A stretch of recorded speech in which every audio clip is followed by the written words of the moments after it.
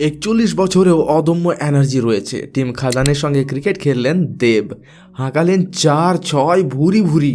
হাতে সময় থাকলেই ক্রিকেট মাঠে দেখা যায় অভিনেতা দেবকে। ব্যাট আর বল হাতে তিনি যে মাঠে ভালোই ঝড় তুলতে পারেন তা এর আগেও প্রমাণ পেয়েছি আমরা। এবারেও দেখা গেল দেব যেন একাই 100। তবে এই ক্রিকেট ম্যাচ আরও স্পেশাল, কারণ তা খেলা হলো খাদান লেখা জার্সিতে, আর দেবের টি শার্টের গায়ে লেখা ছিল রাজার রাজা। আপাতত অভিনেতার আসন্ন এই ছবি রাজার রাজা গানটি ইন্টারনেট সেন্সেশনে পরিণত হয়েছে। টেক্কা ঝড় তুলেছিল পুজোতে, এবার শীতের ছুটিতে আসছে খাদান।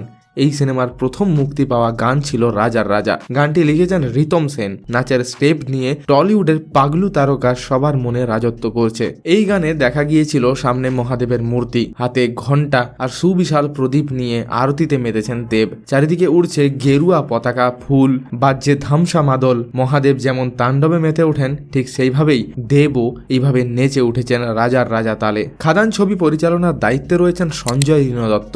বাংলার খনি অঞ্চলের অর্থাৎ খাদানের প্রেক্ষাপটে সাজানো এই ছবি। খাদানে দেবের সঙ্গে যিশু সেনগুপ্তও রয়েছে।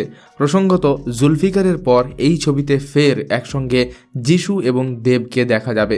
এছাড়াও রয়েছে বরখা বিস্ত, ইধিকা পাল, অনির্বাণ চক্রবর্তী, স্নেহা বসু প্রমুখরা। মোহন দাস অর্থাৎ যিশু আর শ্যাম মাহাতো অর্থাৎ দেব, এই দুজনের জীবনের ওঠাপড়ার গল্প উঠে আসবে এইবার ছবিতে। সুরিন্দর ফিল্মস এবং দেব এন্টারটেনমেন্ট ভেঞ্চার্সের যৌথ প্রযোজনায় তৈরি হচ্ছে খাদান। এদিকে ডিসেম্বরের ছুটিতে একগুচ্ছ বাংলা ছবির মুক্তির কথা শোনা যাচ্ছে।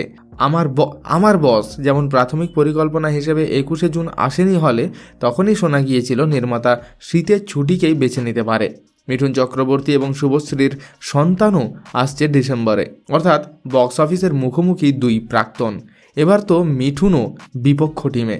প্রীতম ডি গুপ্তর চলচ্চিত্র এবং মানসী সিনহার 5 নম্বর স্বপ্নময় লেনও মুক্তির কথা বলা হয়েছে।